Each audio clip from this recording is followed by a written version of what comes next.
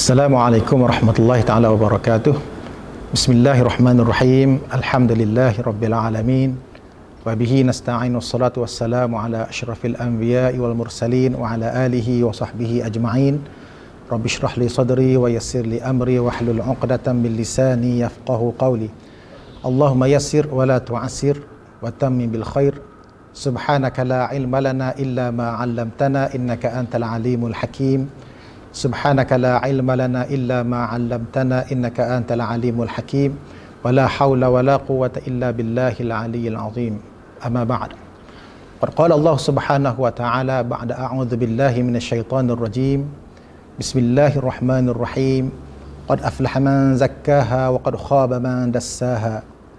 Yang bermaksud, maka beruntunglah orang yang menyucikannya dan rugilah orang yang mengotorinya. Sadaqallahul azim. Alhamdulillah, bersyukur kita kepada Allah Subhanahu wa taala kerana Allah Subhanahu wa taala menghimpunkan kita pada masa ini untuk bersama-sama dalam slot sempurnakan akhlakmu, anjuran Yayasan Amanah Tok Kenali. Kita bersyukur kepada Allah Subhanahu wa taala kerana walaupun dalam suasana kita di musim pandemik COVID-19, tetapi Allah Subhanahu wa taala masih lagi memberi ruang kepada kita untuk bersama dalam majlis ilmu walaupun ianya secara maya. Nah, ini satu anugerah Allah Subhanahu wa taala. Nah, sidang penonton yang dirahmati Allah Subhanahu wa taala. Kita sebagai manusia, Allah Subhanahu wa taala telah menjadikan kita dari dua unsur, adanya secara jasad dan ada secara roh, yang mana kedua-duanya perlu kita jaga. Pada hari ini suka ana berbicara tentang bagaimana akhlak kita, bagaimana adab kita terhadap diri kita, yang merupakan unsur yang kedua yang perlu kita sama-sama jaga, iaitu unsur roh. Allah Subhanahu wa taala sebagai Tuhan yang mencipta kita telah menyuruh kita supaya menjaga kedua-dua unsur ini.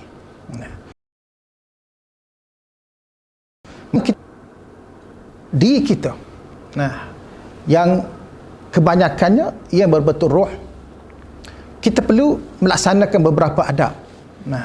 Sebab itu Allah Subhanahu wa taala sebagaimana dalam ayat yang dibacakan tadi, Allah Subhanahu wa taala telah menyebut, telah berjayalah orang yang menyucikannya, menyucikan diri dia, dan rugilah bagi orang yang mengotorinya. Ini suatu signal daripada Allah Subhanahu wa taala supaya sama-sama kita menjaga diri kita, sama-sama kita beradab dengan diri kita, sama-sama kita menjaga diri kita supaya ianya selamat dunia dan di akhirat. Sebagai orang yang beriman, sebagai orang yang beriman, dia mengakui bahawa selamatnya dia di dunia dan di akhirat apabila dia menjaga dirinya. Dan orang beriman juga akan meyakini bahawa mereka akan rugi, dan lebih-lebih teruk lagi, ianya akan menerima azab Allah Subhanahu wa taala apabila dia mengotori dirinya. Sebagaimana ayat yang kita baca tadi. Oleh itu, kita cuba membuat pertanyaan kepada diri kita. Bagaimana kita nak beradab dengan diri kita? Jawapannya, untuk kita beradab dengan kita, dia ada beberapa perkara. Yang pertamanya, adab kita terhadap diri kita ialah at-taubah. Wajib kita bertaubat sentiasa. Orang beriman dia akan meyakini bahawa dirinya tidak terlepas daripada melakukan dosa. Kullu bani Adam khata'. Setiap anak Adam akan melakukan kesalahan yang ianya mungkin menjadi dosa. Dan wa khairut tawwab wa khairul khata'in at-tawwab. Sebaik-baik orang yang melakukan kesalahan ialah orang yang bertaubat kepada Allah Subhanahu Wa Taala. Maka dalam kita beradab dari diri kita, kita mesti sentiasa bertaubat. Sebab apa? Kita meyakini bahawa kita ni akan sentiasa melakukan kesalahan. Nah, bahayanya manusia apabila dia merasa dirinya suci daripada dosa, suci daripada melakukan kesalahan. Ini suatu benda yang amat berbahaya. Nah, kalau ada dalam perasaan kita rasa suci, sedangkan kita ni sepatutnya merasa sentiasa berdosa. Dengan perasaan sentiasa berdosa inilah, maka akan lahir rasa ingin bertaubat kepada Allah Subhanahu Wa Taala. Allah Subhanahu Wa Taala Tuhan yang amat menerima taubat. Nah, Allah Subhanahu Wa Taala membuka pintu seluas-luasnya di waktu malam, di waktu siang, supaya semua hamba-Nya kembali kepadanya, bertaubat dari segala dosa yang mereka lakukan. Ianya bukan hanya terhenti di bulan Ramadan. Ianya bukan terhenti di waktu malam. Bahkan Allah Subhanahu Wa Taala membuka pintu taubatnya 24 jam tanpa henti, menunggu taubat daripada hamba-Nya, dan Allah Subhanahu Wa Taala akan memberi taubat kepada hamba-Nya yang memohon keampunan daripadanya. Tetapi selaku kita orang yang beriman, dalam melakukan dosa kita kena ingat, bertaubat kepada Allah Subhanahu Wa Taala memerlukan kepada prasyarat. Nah, supaya kita menjadi orang yang benar-benar bertaubat sebagaimana disebut oleh Allah Subhanahu Wa Taala, ya ayyuhalladzina amanu tubu ilallahi taubatan nasuha. Wahai orang yang beriman, bertaubatlah kepada Allah dengan taubatan nasuha, dengan taubat yang tulus ikhlas. Bagaimana kita nak menjadi orang yang bertaubat kepada Allah dengan taubatan nasuha? Maka dalam bertaubat kepada Allah Subhanahu Wa Taala dengan taubatan nasuha, ia memerlukan kita mencukupkan prasyaratnya. Syarat yang pertama ialah kita mesti meninggalkan terus dosa yang kita lakukan. Dia tidak dinamakan bertaubat kalau kita masih lagi melaksanakan ataupun melakukan dosa yang dilakukan. Yang kedua,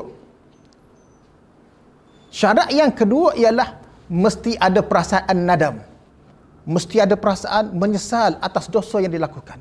Kita selaku hamba Allah Subhanahu Wa Taala kena rasa, Allah menyesalnya aku kerana apa? Aku telah melanggar larangan-larangan Allah Subhanahu Wa Taala yang sepatutnya aku tak buat.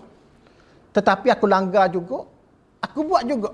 Maka sepatutnya kita rasa menyesal. Kenapa? Telah melanggar arahan Allah Subhanahu Wa Taala. Telah melanggar, orang panggil, larangan-larangan Allah Subhanahu Wa Taala yang menyebabkan kita berdosa. Disebut bahawa an-nadam ini, menyesal ini merupakan nisbut taubah. Nah, separuh daripada taubat dah. Nah, orang yang menyesal daripada dosanya seolah-olah telah bertaubat daripada dosanya. Nah, sebab kita nak bertaubat ni mesti lahir daripada diri kita rasa menyesal atas dosa-dosa yang dilakukan. Dan yang ketiganya ialah mesti berazam dengan keazaman yang putus bahawa tidak lagi mahu mengulangi dosa yang kita lakukan. Tidak namakan bertaubat kalau dalam hati kita berniat untuk terus melaksanakan dosa. Berhenti tapi berniat untuk terus melakukan dosa. Ini tidak namakan taubat. Nah, kalau dalam bahasa Kelantan kita panggil taubat walolok. Nah, taubat walolok ni tak pakar orang panggil. Nah, sepatutnya kita kena bertaubat dengan taubatan nasuha. Ini apabila dosa kita melibatkan kita dengan Allah Subhanahu Wa Taala. Nah, taubat kita dengan Allah Subhanahu Wa Taala ianya jauh lebih mudah. Sebab apa? Innallaha tawwab. Sesungguhnya Allah tu Maha penerima taubat. Sekiranya kita melakukan dosa, kemudian bertaubat, kemudian kita berdosa lagi, bertaubat lagi, hatta sehingga ke 70 kali kita melakukan dosa, kemudian kita bertaubat, Allah tetap akan menerima dosa kita. Sebab apa? Allah Maha menerima taubat. Syaratnya ikhlas daripada hamba-Nya untuk bertaubat. Yang payahnya apabila dosa itu melibatkan kita dengan anak Adam. Nah, ini amat-amat berbahaya. Sebab apa? Ianya memerlukan kita memenuhi prasyarat yang keempat, iaitu memohon ampun dan maaf daripada orang yang kita aniayai. yang kita zalimi. Nah, kalau ada barang yang dicuri mesti dihantar balik. Nah, kalau kita ada melakukan fitnah, kita mesti memohon maaf daripada orangnya. Ini jauh lebih sukar. Sebab apa? Manusia sifatnya bukan mudah untuk memaafkan. Kerana hanya orang yang betul-betul beriman sahaja, yang betul-betul bertakwa saja akan memiliki sifat wal'afina 'anil nas. Ia akan sentiasa memaafkan orang lain. Tetapi orang yang tidak beriman, orang yang tidak bertakwa, orang lagu ni payah untuk memberi maaf kepada orang lain. Okey. Itu yang pertama. Bertaubat kepada Allah Subhanahu Wa Taala. Itu adab kita. Nah, adab kita. Sepatutnya bertaubat ini kita buat sejurus kita melakukan dosa. Nah, jangan ditangguh-tangguh. Nah, takutnya kita tak sempat untuk bertaubat kerana datangnya malaikat maut tanpa diundang.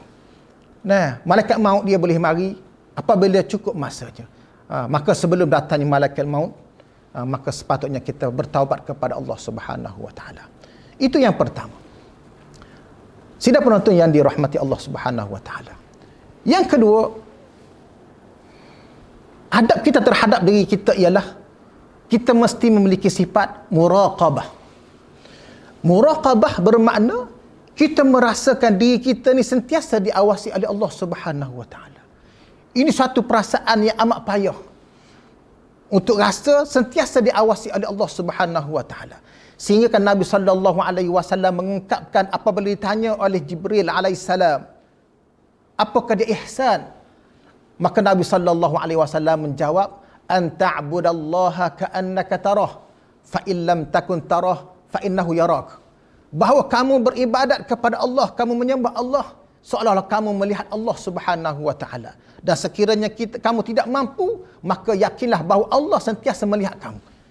Inilah yang dipanggil sebagai sifat muraqabah. Kita merasakan diri kita sentiasa diawasi oleh Allah Subhanahu Wa Taala.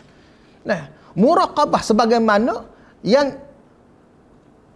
dilakukan oleh salafus soleh. Bagaimana mereka rasa muraqabah ni sehingga kan ada seorang tu ditanya, nah, bagaimana dia tidak melakukan dosa?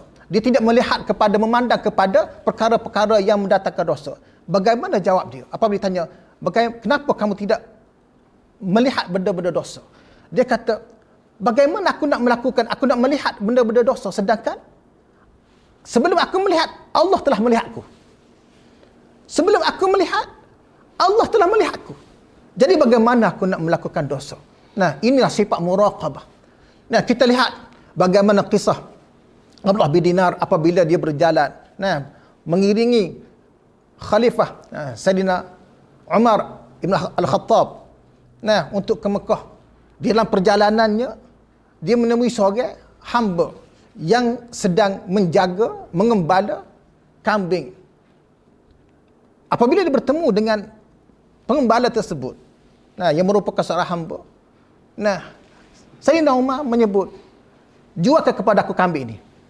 Nah, jualkan kepada aku kambing ini. Maka bagaimana jawab dia? Aku tak boleh jual. Sebab apa? Dia bukan milik aku. Aku hanya tolong jaga, dia ada tuai dia. Bagaimana? Sayyidina Umar jawab, tanya lagi. Tak apa. Nah, maklumkan kepada tuan kamu bahawa kambing kamu ni dimakan serigala. Nah, kamu jual kepada aku, duit kamu ambil. Nah, kamu maklum kepada tuan kamu bahawa kambing kamu dimakan serigala. Bagaimana jawab pengembala tadi? Walaupun dia seorang hamba, tapi dia memiliki sifat muraqabatullah yang amat tinggi. Nah, dia boleh jawab kepada Sayyidina Umar, fa aina Allah? Di mana Allah? Nah, kalau aku jawab, kalau aku tipu tuai aku nak jawab lagu mana? Sedangkan Allah sentiasa melihatku. Allah sentiasa mengawasiku. Takkan mampu aku berkata-kata demikian kepada tuanku. Melihat atau mendengar kata-kata daripada pengembala tersebut, menitis air mata Sayyidina Umar melihat iman yang ada pada pengembala tadi, walaupun ia seorang hamba. Maka dia telah menemui tuannya dan membelinya dan membebaskannya. Ini panggil sifat muraqabah yang sepatutnya ada pada diri kita. Nah, merasakan diri kita sentiasa diawasi oleh Allah Subhanahu Wa Taala. Kita cuba bayangkan sebagaimana keadaan kita apabila kita diawasi. Nah, seorang pekerja apabila dia melihat ada CCTV, daripada tuannya, mesti dia melakukan kerja dengan amat baik. Nah, seorang pelajar apabila dia diawasi semasa peperiksaan, dia tidak akan meniru. Sebab apa? Dia tahu dia diawasi. Maka kita dengan Allah Subhanahu Wa Taala, yang mengenali Allah Subhanahu Wa Taala, begitu sifatnya maha segala-galanya, maha mengetahui, maha melihat, maha mendengar dan maha segala-galanya, sepatutnya melahir rasa dalam hati kita takutnya untuk melakukan sesuatu. Kenapa? Kita diawasi oleh Allah Subhanahu Wa Taala. Sidang penonton yang dirahmati Allah sekalian. Yang ketiga, adab kita terhadap diri kita ataupun terhadap diri kita ialah muhasabah. Selaku orang yang beriman, dia mesti sentiasa bermuhasabah. Muhasabah setiap apa yang dilakukannya.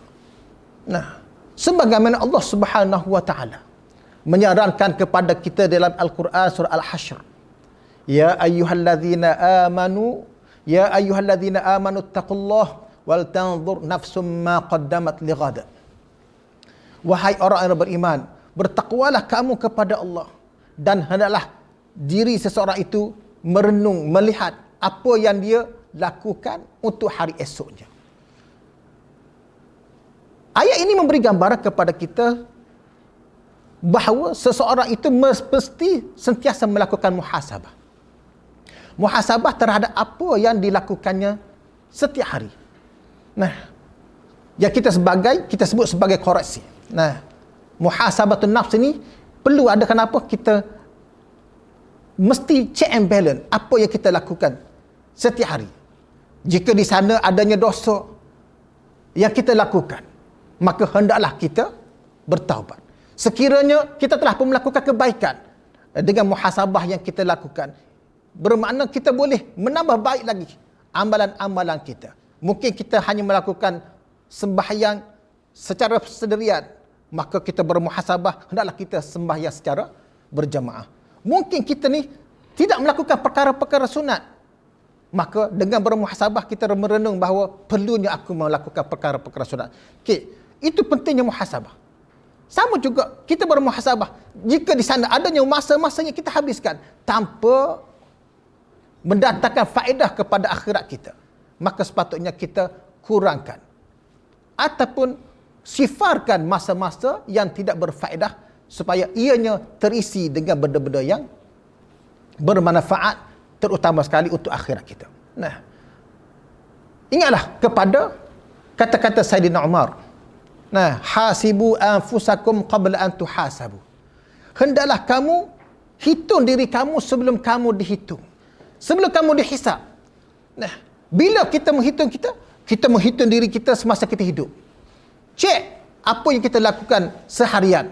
Nah, sama ada di waktu malam ataupun di waktu siang, ini tidak ada masalah. Hak penting dalam 24 jam yang Allah Subhanahu Taala bagi kepada kita, kita ada masa untuk merenung, menghitung apa yang kita lakukan.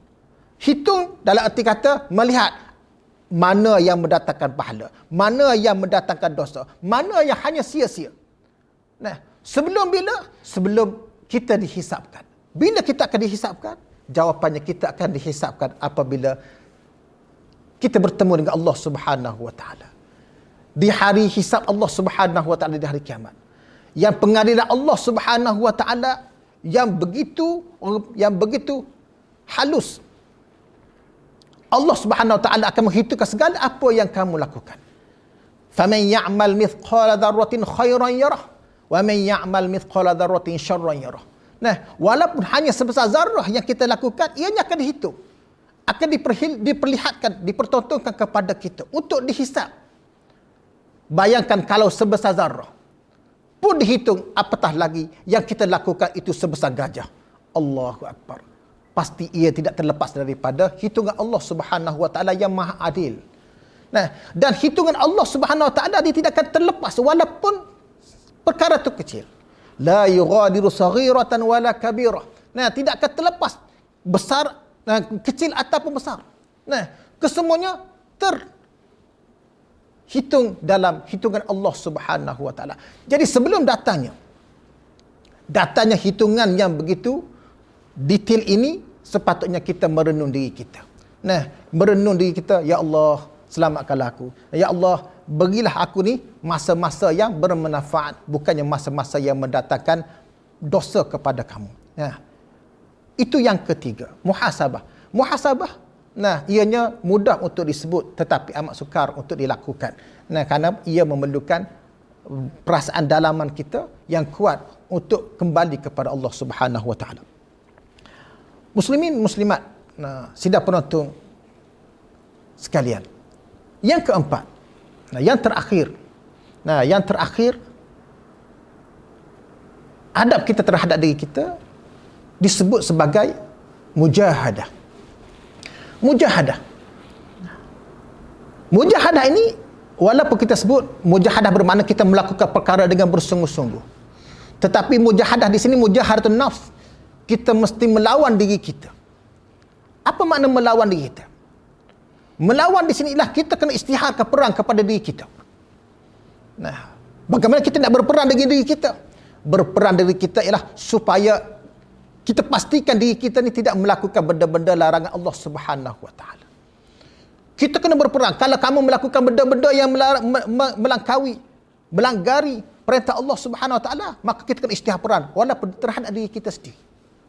Nah, untuk melahirkan rasa mujahadah ni, nah, buat kerja bersungguh-sungguh untuk baiki diri kita ni jadi baik, ia perlu kepada orang panggil usaha yang amat kuat yang kita sebut sebagai jihad. Kan itulah. Nah, dalam satu riwayat yang disebut, nah, apabila kembalinya para sahabat daripada peperangan Badar, nah, ada satu riwayat menyebut, nah, kita kembali daripada perang yang kecil kepada perang yang lebih besar. Nah, apa makna perang yang lebih besar? Perang untuk melawan diri. Nah, walaupun ianya tidaklah, nah, panggil hadis yang kuat, tetapi boleh sebagai renungan kepada diri kita. Kenapa disebut kita ni perlu melawan diri kita? Yang merupakan jihad yang besar. Nah, walaupun jihad dalam arti kata yang sebenarnya, nah, afdalul jihad kalimat haqqin ala sultanin jair, itu yang terbesar, tetapi melawan diri kita juga merupakan jihad yang besar. Sebab apa? Bermulanya sesuatu adalah daripada diri kita. Kita boleh berjihad melawan kemungkaran lahir daripada diri. Nah, kita boleh berjihad untuk melakukan benda-benda makruf lahir daripada diri kita. Nah, kalau kita tidak mampu untuk mengawas selia, menunduk diri kita, bagaimana mungkin kita boleh melakukan perkara-perkara kebaikan? Sebagai contoh, kita nak sembahyang. Sebagai contoh, kita nak sembahyang. Takkan mungkin kita boleh bersembahyang dengan apa yang sempurna, berjemaah, tanpa kita melawan diri kita. Sebab di antara sembahyang berseorangan dengan sembahyang ramai-ramai, mesti ramai memilih seorang sembahyang secara berseorangan. Sebab apa? Ia lebih cepat. Nah, kita boleh baca, kita boleh ringkas. Setakat mana kita nak ringkaskan. Sebab apa? Kita sembahyang seorang. Tetapi kalau sembahyang berjemaah, kita kena tengok Tok Imam. Nah, Tok Imam baca panjang, panjanglah kita sembahyang. Nah, jadi kita terpaksa melawan diri. Lawan supaya aku boleh sembahyang berjemaah. Contoh yang lain, untuk berpuasa. Nah, kita berada di awal Zulhijjah. Nah, kita berada di awal Zulhijjah yang merupakan hari-hari yang amat dikasihi oleh Allah Subhanahu Wa Taala, yang merupakan amalannya lebih dikasihi oleh Allah Subhanahu Wa Taala. Nah, antara amalannya kita yang dituntut kita lakukan ialah berpuasa. Bagaimana kita nak berpuasa? Tanpa kita melawan diri kita, melawan nafsu kita yang sentiasa inginkan makan, yang sentiasa inginkan kesenangan, takkan mampu untuk kita berpuasa. Sebab apa? Sebab kita tidak dapat melawan diri. Karena itulah mujahadatun nafs ini merupakan benda yang besar. Ditambah pula, setelah kita dapat melakukan sesuatu, nah, kita dapat melakukan sesuatu, nah, kita dapat berpuasa, kita dapat menunaikan zakat, kita dapat bersedekah, kita dapat sembahyang dan sebagainya. Perlu kepada jihad yang lain untuk menjaga nafsu kita pula supaya tidak melakukan benda-benda yang bertentangan dengan syarak. Contohnya, lahir rasa riak, lahir rasa ujub, lahir rasa bermegah-megah dengan ibadat. Ini lebih bahaya. Nah, perlu kepada jihad. Nah, untuk menyucikan diri kita daripada benda-benda yang tidak sepatutnya. Nah, selepas kita dapat melakukan sesuatu, perlu kepada jihad pula. Nah, seterusnya jihad yang lain. Jihad yang lain, ini dipanggil mujahadah. Mujahadah untuk kita mengawas selia diri kita, dapat kita menundukkan jiwa kita selaras dengan kehendak Allah Subhanahu wa taala, bukannya kita mengikut hawa nafsu. Wa ma ubarri'u nafsi innan nafsa la'ammaratun bisu. Ini yang disebut oleh Allah Subhanahu wa taala bahawa kalau kita tidak mengawas selia diri kita, bahawa nafsu kita ni akan mendorong kepada perkara-perkara kejahatan. Tetapi apabila kita berjihad melawan nafsu kita, berjihad menjaga diri kita, nescaya kita dapat menundukkan hati. Kita dapat menundukkan nafsu kita selaras dengan kehendak Allah Subhanahu wa taala. Inilah antara benda yang perlu kita rasa apabila kita beradab dengan diri kita. Kita semua ni perlu ingat, kita perlu ingat bahawa kita ni memiliki diri. Takkan terlepas daripada diri kita perkara-perkara ini. Maka anak ulangi sekali lagi. Bagaimana kita beradab terhadap diri kita? Yang pertama sekali tadi ialah kita bertaubat kepada Allah Subhanahu wa taala. Bertaubat dengan taubatan nasuha. Yang keduanya, kita melahirkan rasa muraqabah. Sesungguhnya Allah sentiasa mengawasi kita. Apabila kita tahu ya Allah mengawasi diri kita, sepatutnya kita ni sentiasa menjadi lebih baik. Yang ketiga, muhasabah. Kita tidak terlepas daripada melakukan perkara. Ada perkara baik, ada perkara buruk. Maka pastikan perkara kita tu perkara yang baik. Dengan itu perlu kepada muhasabah. Check and balance apa yang kita lakukan. Ada yang baik, ada yang buruk. Yang baik kita teruskan dan pertingkatkan. Manakala yang buruk hendaklah kita sama-sama hentikan. Itu dipanggil muhasabah. Dan yang keempatnya ialah mujahadah. Mujahadah perlu kepada orang panggil usaha yang bersungguh-sungguh. Tanpa usaha yang bersungguh-sungguh, kita tidak akan mampu untuk melawan diri kita, mengawas selia diri kita daripada melakukan perkara-perkara dosa. Sebagaimana yang kita sebut tadi, nafsu kita ni dia suka mendorong kepada perkara-perkara jahat. Dengan kita berjihad, dengan kita mujahadah, insya-Allah, kita bukan sekadar boleh mengawal diri kita, bahkan kita boleh menundukkan nafsu kita menurut apa yang diperintahkan oleh Allah Subhanahu wa taala. Itulah sidang penonton yang dihormati Allah sekalian. Mudah-mudahan dengan apa yang kita sama-sama bincangkan pada waktu ini, pada masa ini, ianya memberi kebaikan kepada diri kita. Mudah-mudahan dengan program yang dianjurkan ini memberi kebaikan dan manfaat kepada kita semua, supaya dapat kita sama-sama sempurnakan akhlak. Sama-sama kita dapat berakhlak sebagaimana akhlak Nabi sallallahu alaihi wasallam, yang mana disebut oleh Nabi sallallahu alaihi wasallam,